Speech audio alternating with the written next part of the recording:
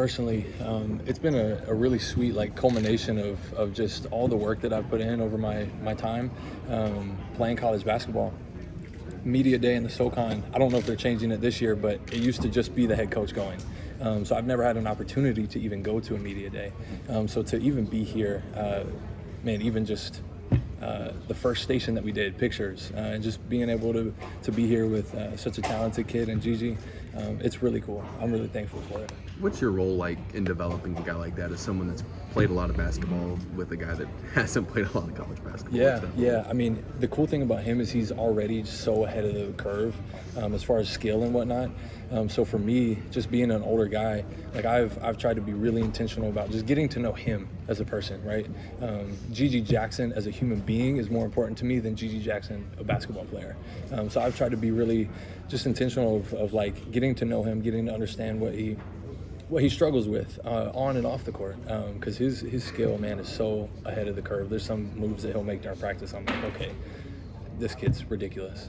So that's kind of how I am with Gigi.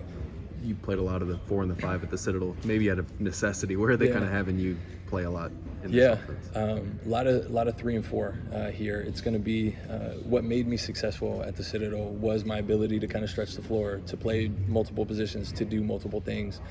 So we're doing that just on a little smaller scale. So instead of 4-5, I'm playing 3-4, and I'm able to play out there a little bit. So yeah. Maybe the discipline stuff at the Citadel.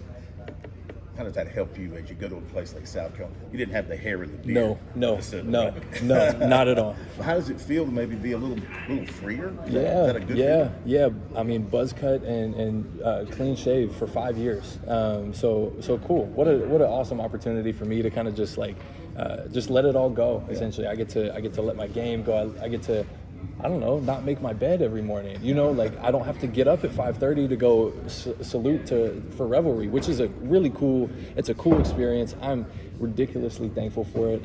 But to end my career at a place like South Carolina, it's been awesome so far. So yeah, if you can't tell, I'm enjoying the long hair and the beard now. Is this more of your personality with the beard? I would say this is more of my personality. Yeah, I think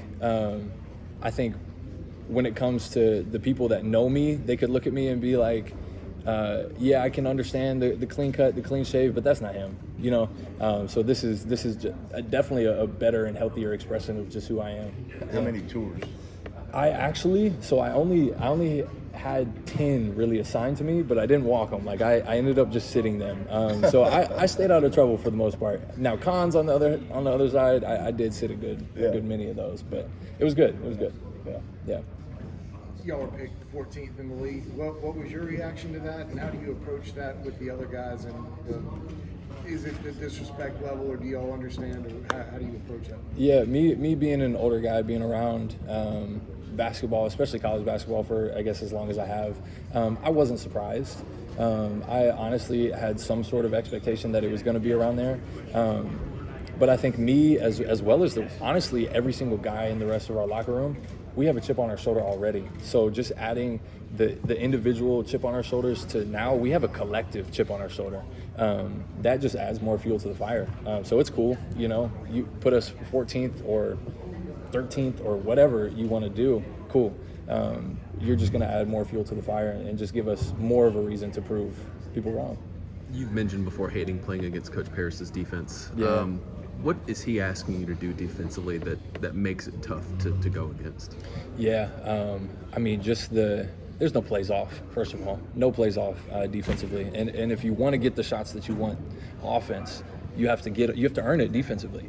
And so different philosophy coming from the Citadel. It was very offensive minded, kind of run and gun, get a lot of shots up.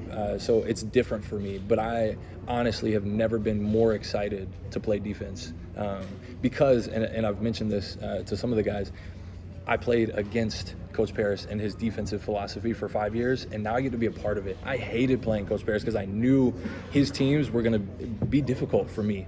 So now I get to be a part of that. Now I get to be the difficult person that, one of these other teams gets to go up against. So I'm ready for it. Didn't you score 37 points? I did, but I also had 4 points against him one time. I definitely was I don't know. You just have one of those nights. Yeah. I missed, fun fact about that game, I missed my first 6 shots. I was 0 for 6. Coaches were about to pull me. They were like, okay, Hayden's not really here. I proceeded to make a 3, and then I was unconscious the rest of the game. So that was a fun night. Outside of Gigi, obviously Zach and Daniel are guys that are probably playing a little bit of that 3 as well with you. Yeah. What have you seen from them, and how cool is it to have those guys in the program working Yeah, with you? incredible upside, first of all. Zach Davis is, a prototype basketball player. Crazy, just his length already, his passing ability for 6'8", 6'9", however tall he technically is. And then you have Dan, who's probably just as physically advanced as I am as a freshman. It's crazy, and just his athletic ability. So both of them, their upside is phenomenal.